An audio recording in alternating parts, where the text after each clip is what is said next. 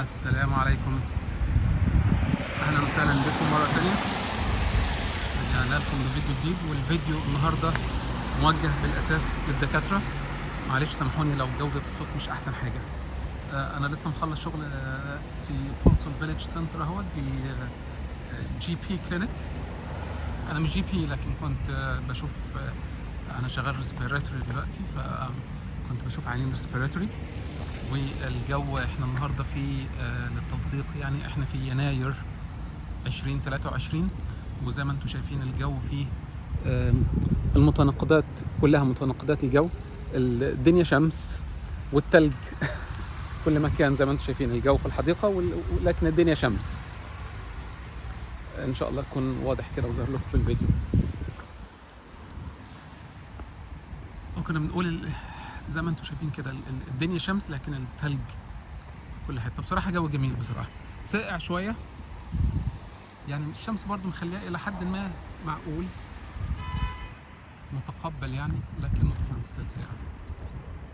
طيب، فيديو النهارده انا عامله بالاساس علشان الدكاتره، بعنوان تعمل ايه في اول انترفيو مع الNHS. احنا حظنا ونصيبنا ان احنا كدكاتره في الجيل بتاعنا دوت، او كمصريين يعني، او الدول بتاعتنا، معظم الدول العربيه غير الغنيه دلوقتي للاسف بتمر بازمات كبيره جدا، في مصر، في السودان، في ليبيا، في كل حته. ف يعني السفر والعمل في الخارج هو يمكن يكون الملاذ الاسهل والافضل لينا كلنا، خاصه الدكاتره اللي ممكن يكون السفر ليهم اسهل. طبعا عندنا ازمات دلوقتي بسبب انخفاض قيمه العمله، سواء في مصر او السودان او معظم الدول العربيه، قصاد الجنيه، قصاد الاسترليني والدولار، فبالتالي الامتحانات والسفر بيكون اغلى. علشان كده لما بيجي لنا اول انترفيو بنكون اكزايتد، وبنكون يعني متحمسين جدا، خلاص هنبدا ناخد الخطوه بتاعتنا.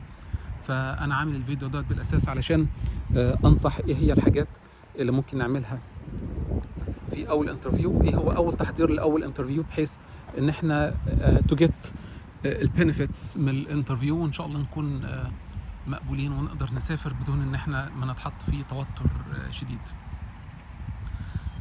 طبعا خطوات انك ازاي تحصل على الانترفيو ديت، احنا هتلاقي فيه فيديوهات تاني كتير اتكلمنا فيها، وخطوات وطرق السفر لانجلترا ازاي، وايه المطلوب منك، وتعمل ايه. الحاجات دي اتكلمنا فيها كتير قبل كده، لكن انا دلوقتي بتكلم بالاساس على اول انترفيو. طيب، احنا عارفين طبعا التقديم، هتحط السي في بتاعك على الموقع بتاع NHS Jobs، وهتحط الفلتر بتاعك، الوظائف اللي انت بتدور عليها، لغايه ما تلاقي الوظيفه المناسبه ليك وقدمت عليها وجالك اول انترفيو. نصايحي هتندرج تحت كذا بند. اول حاجه التجهيز الطبي، الميديكال. فانت لازم تشوف التخصص بتاعك ايه هو، لازم تقرا شويه قبل الانترفيو عن الحاجات بتاعه التخصص بتاعك. الحاجات الكومن، هو الانترفيو ما هوش امتحان، يعني مش هقعد اسالك اسئله كبيره وقويه وفنيه جديده، لكن دايما بالاساس وانت يعني في التخصص بتاعك على الاقل تكون عارف البيزكس، وتكون بالادق عارف الامرجنسيز. يعني مثلا انت مقدم على تخصص جاسترو مثلا، فلازم تكون يعني متوقع مثلا هسألك في حاجات امرجنسي بتاعت الجاسترو في السؤال الكلينيكال. هيسألك مثلا عن الابر جي اي بليد، ازاي تتعامل مع الابر جي اي بليد. فما ينفعش مثلا انك تكون مقدم على وظيفه جاسترو ويسألك هاو تو ديل وذ ابر جي اي بليد، وما تكونش اجابتك مرتبه ومنمقه وكويسه. انت مثلا بتقدم على كارديو، هيسألك على هارت فيلير، هيسألك عن ACS. لازم تكون دماغ، يعني انت عارف طبعا الإجابة، بس لازم تجاوب بصورة منمقة وكويسة، مش بس انك تكون عارف الإجابة وخلاص. انت مقدم مثلا على نفرولوجي، لازم تكون عارف ايه هي الانديكيشنز بتاعت الارجنت دايليسيس، وازاي تعمله وامتى تعمله. يعني غالبا هي دي بتكون الحاجات الكلينيكال بتاعت الانترفيو، غالبا بتكون حاجات كلينيكال سيناريو امرجنسي. ولازم طبعا تكون عارف الاي بي سي، ABCDE، ايا يكن تخصصك. how to deal with patients في حالة emergency. basically ال ABCD اللي هو ممكن تلاقيه في أول صفحتين في أي كتاب بتاع advanced cardiac life support أو advanced life support. هتلاقي دايما أول صفحتين فيه بيتكلموا ازاي تتعامل مع الايه الابروتش بتاع ال ABCD. يبقى ده كده بالنسبة للحاجات الكلينيكال، لازم تكون قاري شوية ومحضر ليها تحضير بسيط، بس ما هواش امتحان يعني. بس الحاجات الامرجنسي بالاساس لازم تكون خلي بالك منها وايه وعارفها. دي النقطة الأولى. النقطة الثانية في الانترفيو، ممكن برضو بيسأل في الانترفيو على حاجة اسمها situational judgment test. لو عملت سيرش على جوجل كده situational judgment test هتلاقي فيه أسئلة معينة كده، أسئلة situations بيسألك فيها، زي مثلا يقول لك إذا أنت شفت الكونسلتنت بتاعك under the effect of alcohol ازاي هتتعامل معاه. لو انت شفت مثلا واحد من your colleagues accused ان هو عمل harassment مثلا لبيشنت او لنيرس او العكس، ازاي هتتعامل معاه. الاجابات عن الاسئله ديت يعني انا مش محضر ايه هي الاجابه، او مش احسن واحد يجاوب عن الاسئله دي، ولكن في مبادئ عامه كده للاجابه عن الاسئله ديت. يعني لازم تجمع معلومات عن الحادثه اللي انت دلوقتي مطلوب منك انك تبدي رايك فيها. تجمع معلومات من الطرفين. لازم تواجه الشخص اللي عمل الحاجه ديت، مثلا الكونسلتنت مثلا under the effect of alcohol، او كونسلتنت مثلا داخل يعمل عمليه الساعه 5 6 وانت شايفه شغال من اول اليوم وبقت ايده بترتعش ومش قادر وتعبان. فلازم تجمع معلومات، لازم تواجهه. والحاجه الاهم انك تخلي دايما of your concern البيشنت سيفتي. هي دي اهم حاجه. انت يعني اي اجراء انت بتاخده او بتتبعه هو البيشنت سيفتي. فمثلا لو الدكتور تحت الافكت اوف الكحول فانت هتواجهه وتكلمه وتعرف ليه وتتاكد منه ان هو اندر ذا افكت اوف الكحول، وتقول له خلاص اتفضل روح، وتشوف العينين اللي هو شافهم وتشوفهم مره ثانيه بحيث تتاكد ان القرار الصحيح هو اللي اتاخد بالنسبه لهم.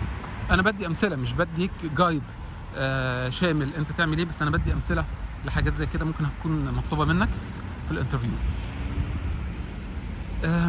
دايما في الانترفيو بيسالك، في اول الانترفيو بيسالك اعرض لي نفسك، بيع لي نفسك، سوق لي نفسك.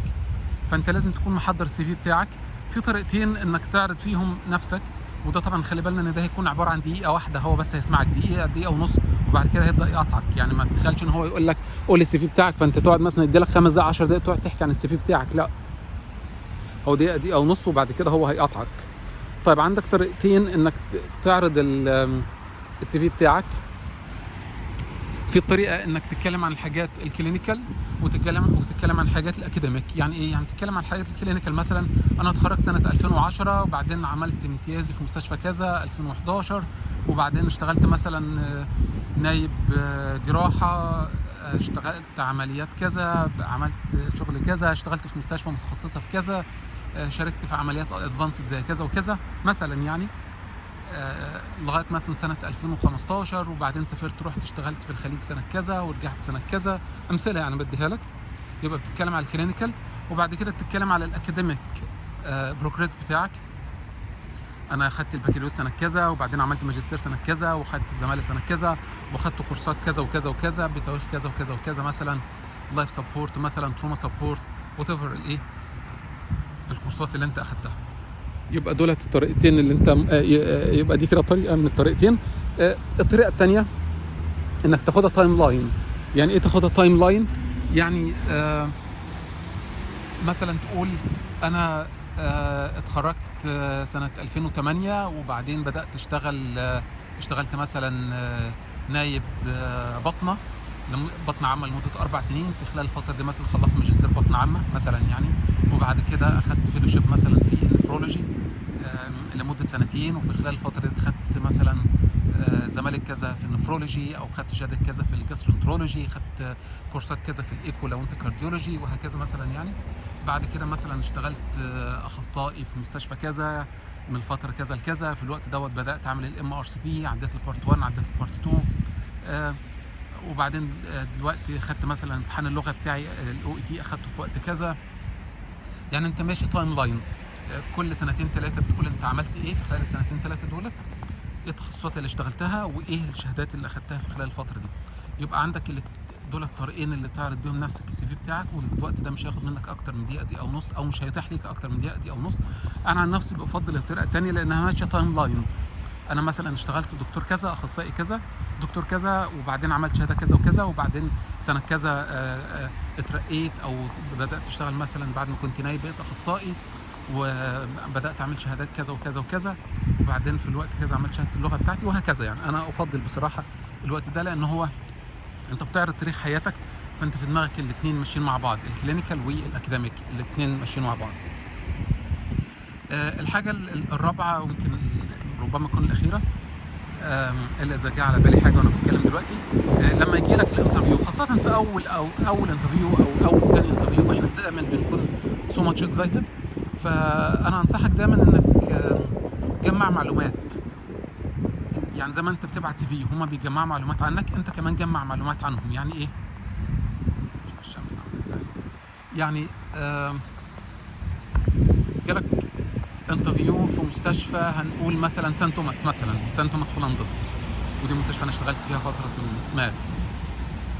تدخل على جوجل واعمل سيرش عن المستشفى، شوف المستشفى فين، شوف عنوانها ايه، شوف المستشفى ديت انشأت امتى، شوف المستشفى ديت ايه مميزاتها، شوف المستشفى ديت متميزه في تخصصات ايه وايه، شوف المستشفى ديت فيها ايه، مثلا فيها سنتر اي سي يو كبير، فيها مثلا جالك في كينجز كوليج مثلا ده سنتر بتاع ليفر ترانسبلانتيشن، جالك شغل مثلا في مدينه برايتون مثلا على البحر. ده مدينه برايتون ديت على البحر وجميله، وانا بحب المدن الساحليه واحب اعيش في المدن الساحليه.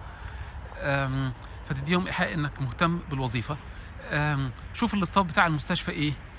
يعني مثلا انا فاكر ادخل على اليوتيوب، حط اسم المستشفى وشوف. المستشفى عاده بيكونوا عاملين فيديوهات على اليوتيوب بيتكلموا حاجات سوشيال وحاجات اكيد ميديكال على اليوتيوب. اكتب وشوف برضو على اليوتيوب اسم المستشفى. هديك مثال، مثلا انا فاكر ان اول انترفيو جالي كان في مستشفى اسمها كيترينج. مستشفى كيترينج ديت في المينلاند. وبالمناسبه لحد الان هم ما ردوش عليا لسه في الانترفيو دوت. يعني الانترفيو دوت انا عملته في سنه 2020 ولحد الان لسه ما ردوش عليا. وانا سايبهم، ما رضيتش ابعت لهم انتوا ليه ما ردتوش عليا، او سايبها ايه لوقت زنقه ولا حاجه، اتزنقت في وظيفه ابعت لهم واقول لهم انا كنت عامل معاكم انترفيو من سنه في نص 2020 وافقتوا عليا ولا لا. فانا فاكر ان انا دخلت على المستشفى ودخلت على النت وبدات اقرا عن المدينه، وعرفت انها مدينه صغيره وكذا وكذا وكذا، والمستشفى مين الناس اللي شغالين فيها. وشفت حد حاطين فيديو على اليوتيوب بيتكلموا ان هم عندهم واحد شغال جاردنر، اللي هم اللي بيهتموا بالحديقه والكلام ده، عنده 75 سنه دلوقتي ولا يزال شغال، وشغال في المستشفى من وهو عنده 20 سنه يعني بقى له فوق ال 50 سنه شغال في المستشفى وهم فخورين بيه. وده مثال للتفاني في العمل و فخلاص انا عرفت الراجل دوت وعرفت اسمه، وجهزت ان انا في الانترفيو هقول لهم انا قريت عنكم وعرفت عن المستشفى بتاعكم كذا وكذا وكذا، وسمعت عن الصف وان انتوا صف كويس، وفي الفلان الفلاني اللي شغال جاردنر بقاله فوق ال 50 سنه شغال معاكم، والراجل حابب الشغل وانا نفسي انا كمان اشتغل معاكم وهبقى مخلص في العمل ومش عارف مش هيفرقنا الا مش عارف ايه والكلام زي كده يعني. فدايما جمع معلومات عن المستشفى لان دوت هيديك عن المستشفى وعن المدينه، لان دوت هيديهم انطباع كويس عنك ان انت حريص على شغلانه، ان انت مهتم، ان انت من نوعيه اصلا غير انك مهتم، انك من نوعيه اللي بتجمع معلومات. فده بيدي انطباع حلو عنك، انك مش واحد بتاخد قرارات كده بهزر، لا انت بتاخد قرار بناء على معلومه وبناء على ايفيدنس. فده هيكون برضو نظام حياتك او نظام شغلك، فبالتالي انت هتكون شخص سيف. ان احنا لما تيجي تاخد قرار انك يكون قرار مبني على معطيات مش بس على اهواء ورغبات. ده كده النصايح اللي انا على السريع اقدر انصحكم بيها في اول انترفيو. اتمنى التوفيق للجميع ان شاء الله. لو لو على بالك اي اسئله اكتبها في الكومنتس، ولف لفه كده برضو شوف باقي الفيديوهات اللي في القناه، ان شاء الله هتلاقي فيه معلومات حلوه تفيدك. وبالتوفيق مع السلامه. هسيبكم دلوقتي مع نظره كده على الحديقه والجو، وتشوفوا الوحده الصحيه اللي هناك اهيت، الوحده الصحيه اللي انا لسه طالع منها. الجو زي ما احنا بنقول يعني التلج والشمس، اسونج فاير اند ايس في نفس الوقت. السلام عليكم.